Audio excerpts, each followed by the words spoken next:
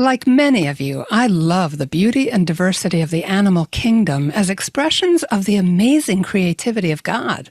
But I am so glad to be a human being made in his image and likeness.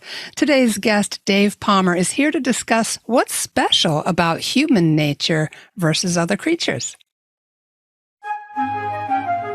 Welcome to Homeschooling Saints, the podcast that helps you create the homeschool you love for the people you love. Our host is Lisa Mladinich, a Catholic life coach, TV host, best-selling author, and an instructor at Homeschool Connections. Before we get started, remember to subscribe to this podcast so you never miss an episode. And if you're watching on YouTube, click the bell to join our channel. Hello and welcome. I'm Lisa Mladinich, and today our guest is Dave Palmer, and he's going to help us understand what's special about human nature versus other creatures. Dave Palmer and his wife Paula are proud parents of 3 children. The family worships at St. Mary the Virgin Parish in Arlington, Texas. He is the author of St. Thomas Aquinas for Everyone, 30 quick and fun lessons, activities, and outdoor adventures based on the Summa Theologica, and a new book in the works called The Simple Summa, which is the first of his new series of 4 great resources for your family, and we'll keep you posted on the release of that first book. Dave also teaches an introduction to the Summa Theologica for high school students for Homeschool Connections, so look for that course. Dave serves as executive director of the Guadalupe Radio Network's Catholic radio station in North Texas, KATH 910 AM, and he's the host of several radio programs, including The Good News Show, the CATH 910 AM Interview of the Week, which air in North Texas, and the podcast Back to the Father, which is broadcast on Guadalupe Radio. Dave also has a YouTube channel where he teaches on the Summa Theologica and some great content on Facebook. So all that is in the show notes. And he's also the voice of this podcast's opening credits. I always love to plug that because you have such a good voice, Dave. Welcome back to the program. It's so nice to see you again, my friend. Oh, thank you, Lisa. It's good to be here. Thank you for inviting me back. Yeah, and in the middle of your extremely busy day. So I just so grateful for you. And this is a really fascinating and timely topic.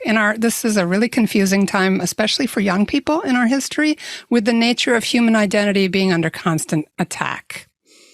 So, yeah. So true. You mentioned that you're glad you're a human being, and I am too.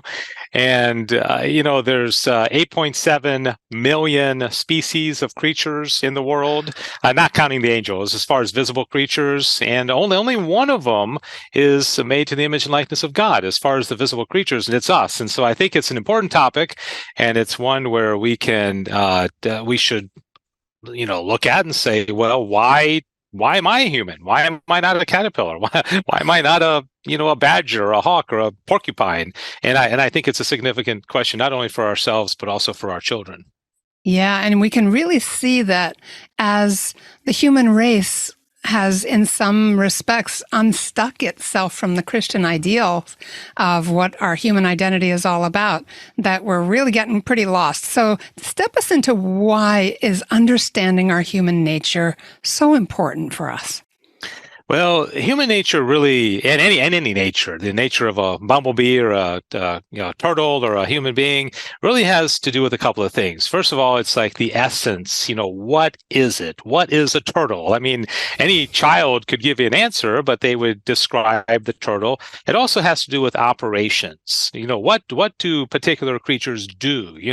And again, I always go back to kids because I think people have this idea that philosophy is only for ivory tower PhDs at universities, but we're all philosophers, including children. And so you ask them, what does a turtle do? What does a beaver do? What does a hawk do?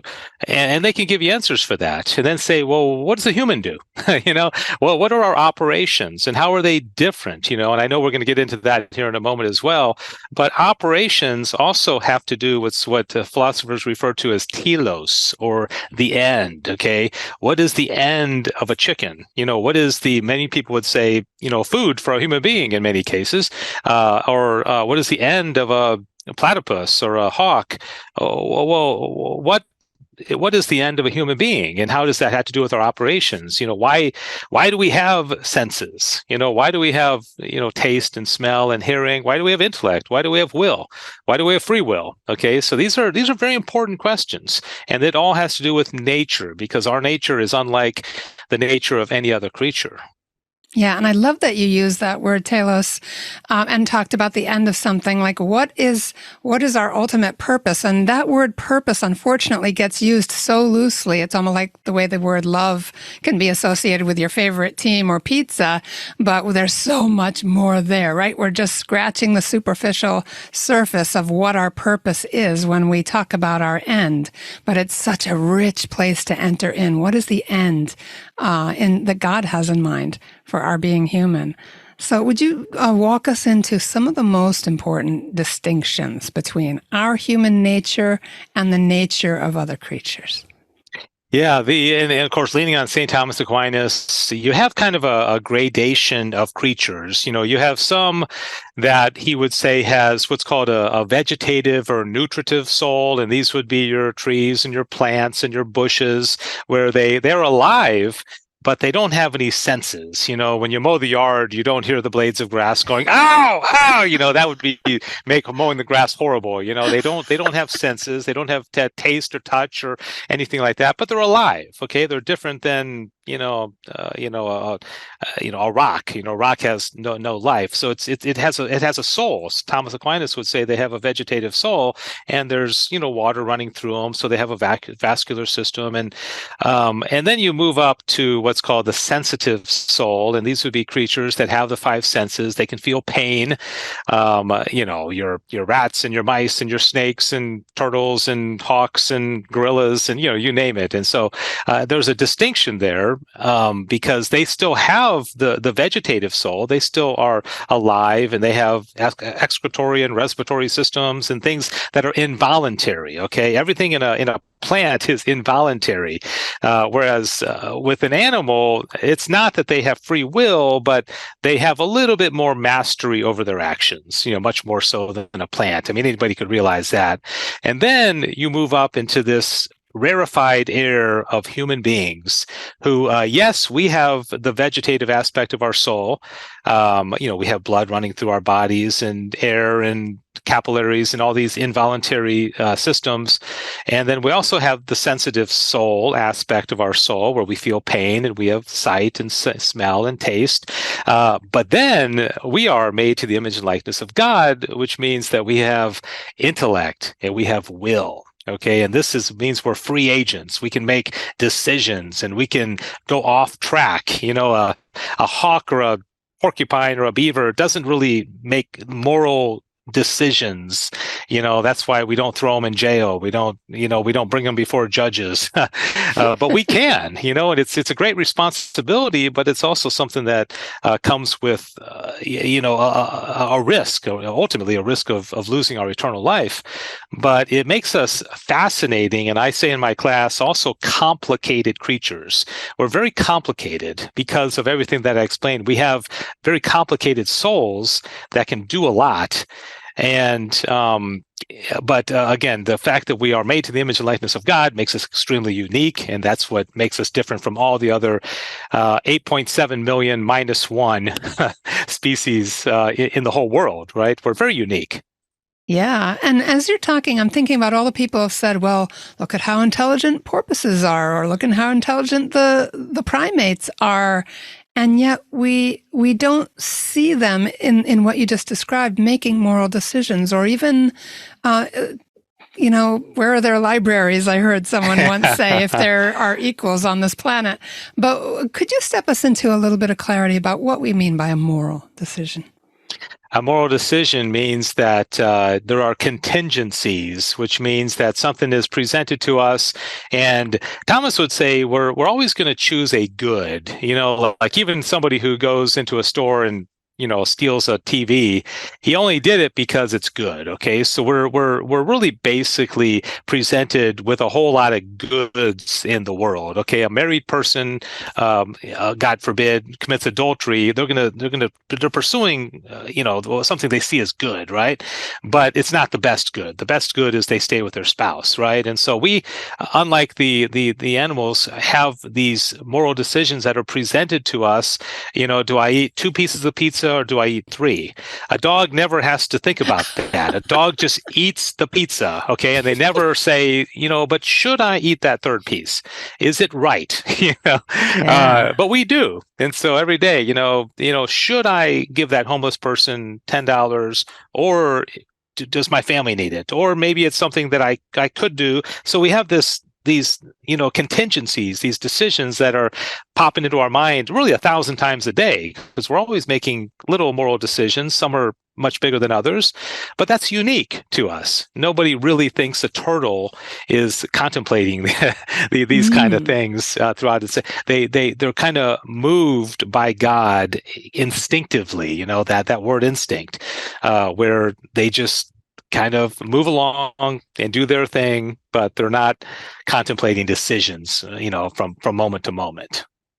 Yeah, so good, so clear. And I also love in scripture, you see in certain places in the Psalms especially, that all of creation gives God praise. It acts in obedience to its own nature. It hasn't got ultimately free will.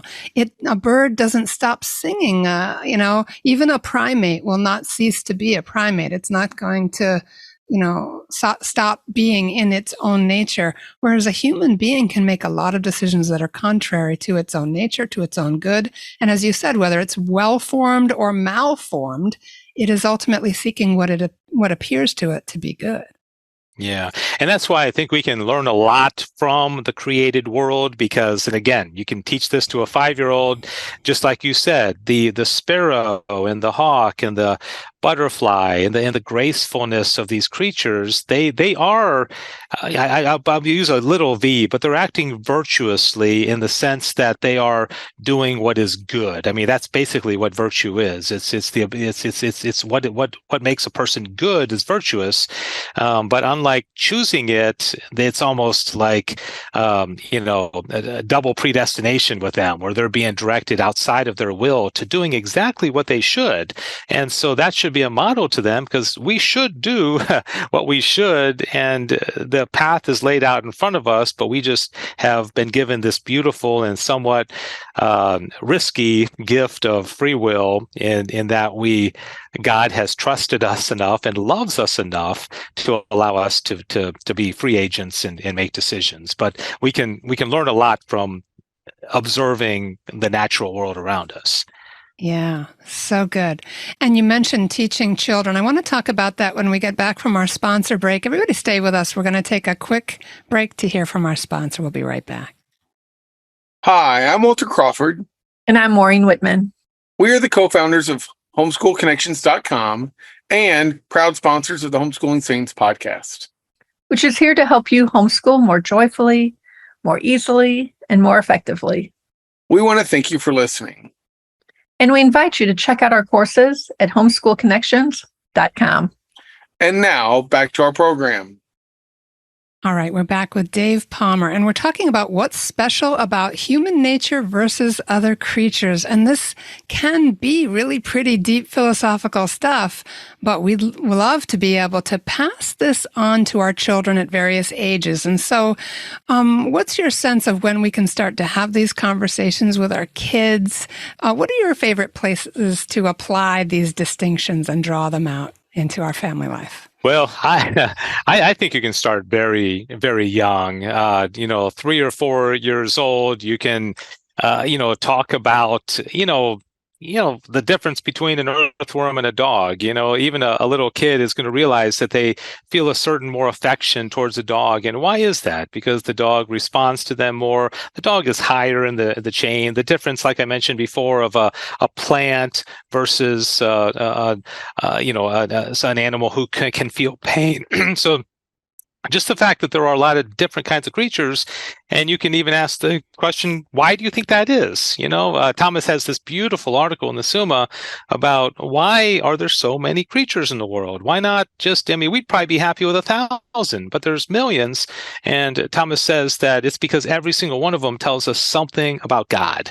And that's, of course, I'm paraphrasing. So you could, like a really easy example would be something like a caterpillar building a cocoon and turning into a butterfly. And you could ask a 3 or 4-year-old, like, what do you think that? Why do you think they do that? And I think they could figure out that the caterpillar going into a cocoon, it kind of looks like a tomb. It's almost like they die, and then they rise again as something much more beautiful than they were before. And I'm like, God, you're making it too easy on us, because you basically put the Jesus's death and resurrection into this little grubby worm who turns into this gorgeous butterfly, which would represent our resurrected bodies. And I think that a 3 or 4-year-old could understand that, grandma or grandpa who died, of course, they don't have their bodies yet. They're waiting. That might be a little deep for kids, but one day they're going to be in heaven, and their body is going to be glorified. And it's just like maybe going from a caterpillar to a butterfly, that we're going to be able to do different things with our bodies in heaven. And so, to me, like I said, God made that one too easy for us. But and you could show a piece of art and tell a kid, like, when you look at a piece of art, we naturally want to know who drew it, right? We want to go deeper, but you put the dog looking at the art. First of all, he won't pay much attention to it, but he doesn't ask any questions. He doesn't wonder who drew it, why'd they draw it, what's the purpose, what's the meaning. But we do, and we want to know about it. And so, do we want to know about that sunrise? Do we want to know about that bird that just flew overhead, or that grasshopper that's jumping in our yard? Who made it? Why was it made that way? I think the best thing we can do for our kids is instill in them a sense of curiosity, a curiosity of not just saying, "Oh, there's another creature," but look at them and get a magnifying glass and look at the design of a grasshopper or a spider. They're beautifully designed and they're intricate, and it's like a master craftsman. And then just say, isn't that interesting? Do you think that just was randomly created, or do you think there's some intelligent creator? And of course, anybody with common sense is going to say some intelligent being created this for a purpose. Okay, what's its purpose? And so I think, especially in our technological age, when many kids have their heads in an iPhone or whatever, to get them to just observe the world and ask questions and have a sense of wonder, it's the best gift you can give to your kids. Oh, yeah. And I love that you mentioned phones, because I know Franciscan University is preparing to offer a lot off tuition for students that will not use their cell phones their first year. And Wyoming State Catholic College doesn't allow cell phones on campus. And they spend a lot of time in the great outdoors. Really cool stuff. So I feel like the Catholic Church can stand for these things, can stand for our being in the beauty of nature, to understand God and to understand ourselves and our place in this beautiful creation. Mm-hmm. Yeah, you look at something even like the stars in the sky. In the old days, before the phones, and of course, technology serves a good purpose. We wouldn't be doing this if there wasn't technology, right? So I'm not knocking technology, but people used to be much more observant of what was going on. In fact, you'd have to tell time, right, by the sun and the seasons, and you're always looking for signs in the world about the clouds in the horizon. And nowadays, we turn on the TV or on our phone and we see the forecast for the next 7 days, but they would have to be very observant about what was happening, and we don't really need to do that any longer. And so I dare say most people aren't really even paying attention to the world around them, other than maybe their phone or their emails. And so it's too bad. It's a good and a bad, but I think a good balance would probably be better for most of us. Yeah, it's interesting because the way our phones and things are designed, not to go off on a whole other topic, but they're meant to work with our brains, to keep us focused on them. They're very alluring in that way. And yes, they can be used well or poorly. But you mentioned, staying curious. And so I'd like to just kind of segue into what are some ways to live this with our children, embracing, dignifying this, our humanity and the way we live. And we've already kind of started segueing into the way life used to be. What are you seeing as opportunities for us now? Yeah, I think there's so much going around us, and I may have mentioned this on the last one, but that was a while back. But That's okay. one of the things Mention it again. one of the things It's all that good. fascinates me is like the photosynthesis process. That's amazing. The water cycle. I used to compost in our backyard, and and these, you take the eggshells and the coffee grounds and the watermelon rinds, and you put them in a big pile, and all, all these different things that are just basically trash. And you can see it even with leaves. Tell your child, the leaves fall, and what happens to them? Most kids may not even know that they decompose and they become soil, right? Well, why soil? Because the next generation of trees and bushes need them.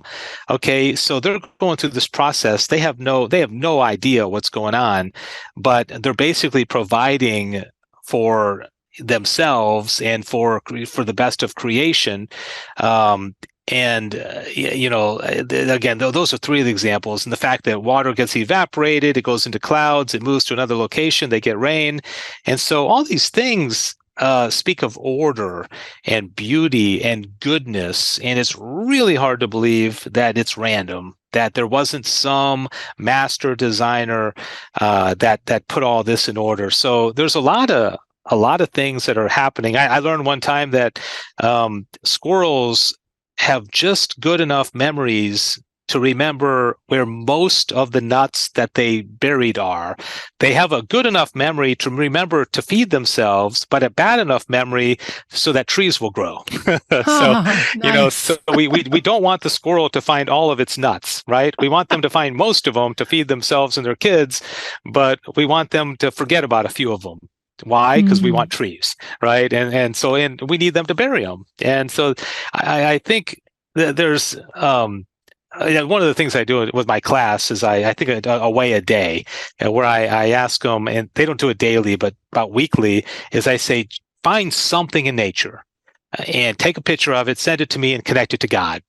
And it's amazing the things they find. And the students are spread out across the country geographically. So I get pictures of snow, and I get picture of deserts and mountains and seashores and beaches, and it just shows and they love it. They just can we do away a day? And I recommend for parents, do away a day. And away means find a way to find a way that God is evident in your life. Okay, so be observant. Teach your kids to be observant, and every day say, "What was your away a day today? What did you notice? Did you find a bug? Did you find a gentle breeze that reminded you of God, or a wasp, or something? And hold them to it and say, "What did you find?" And they're going to love doing it, but it gets them outside, and it gets them looking for things, and it gets them, looking for God in the created world. And I think it's fun, and it's very educational, and it does instill in them that sense of wonder. Oh, yeah. Well, nothing beats, even if you're in a city, just going to a place where there are creatures. When we lived in Brooklyn for many years, we finally had our little girl pretty late in our marriage, finally got blessed with a child. And we lived right near a park that was full of squirrels and a little bit of other kind of wildlife. But even just that, just feeding the squirrels or the pigeons or whatever, was so life-giving to our little toddler. She couldn't get enough of interacting with them. It was just a thrill for her. And she even went through a period of, because there were horses that would pass through, of just stopping and looking at what the horses would leave behind. Like, just even connecting that to, like, potty training and things like that. Like, it was just endlessly fascinating and hilarious for us, of course. But, like almost anywhere you are, you can get out and connect. Mm-hmm. And I would also, it's easy to look at the birds and the butterflies and the earthworms and teach them how beautiful they are. But I think it's also a very important lesson is to teach them that nothing in this world outside of the Blessed Sacrament is closer to God than their fellow human beings, their brother, their sister. Okay, and I know a lot of would roll their Thank you eyes for when we that. say that, is that, yeah, sure, the cow and all these things that you see outside and the sunrise, these are all beautiful, but they pale in comparison to the human being, and that includes the homeless man you see, the annoying kid down the street, your aging grandmother, or your best friend.